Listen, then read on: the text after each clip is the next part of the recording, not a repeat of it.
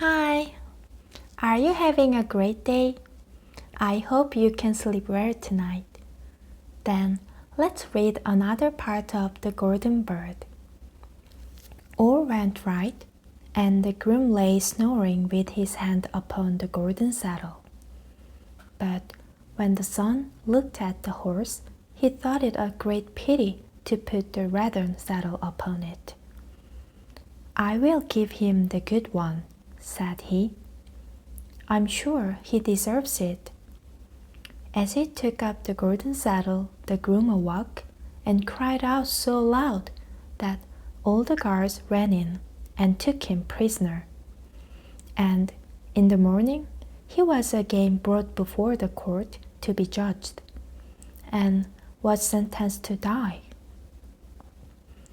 But it was agreed that if he could bring thither the beautiful princess, he should live, and have the bird and the horse given him for his own. Then he went his way very sorrowful. But the old fox came and said, Why did not you listen to me?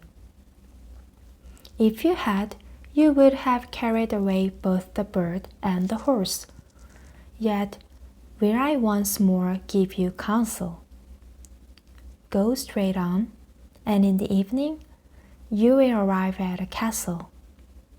At 12 o'clock at night, the princess goes to the bathing house. Go up to her and give her a kiss, and she will let you lead her away. But take care you do not suffer her to go and take leave of her father and mother. Then the fox stretched out his tail, and so away they went over stock and stone till their hair whistled again. As they came to the castle, all was as the fox had said, and at 12 o'clock the young man met the princess going to the bath and gave her the kiss, and she agreed to run away with him, but begged with many tears that he would let her take leave of her father. At first he refused, but she wept still more and more, and fell at his feet, till at last he consented. But the moment she came to her father's house, the guards awoke, and he was taken prisoner again. Then he was brought before the king, and the king said, You shall never have my daughter, unless in 8 days you dig away the hill that stops the view from my window. Now this hill was so big that the whole world could not take it away. And when he had worked for 7 days, and had done very little, the fox came and said, Lie down and go to sleep, I will work for you.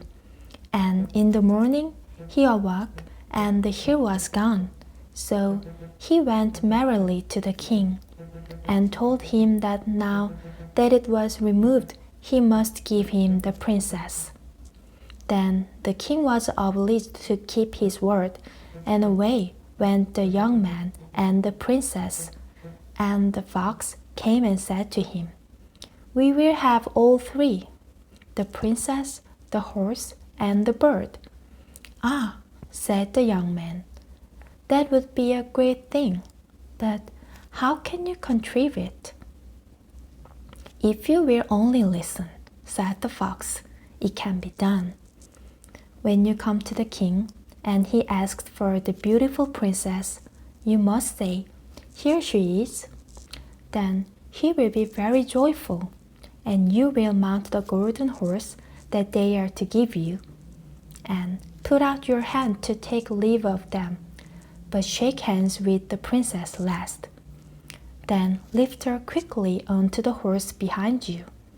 Clap your spurs to his side, and gallop away as fast as you can. Then, good night. See you next week.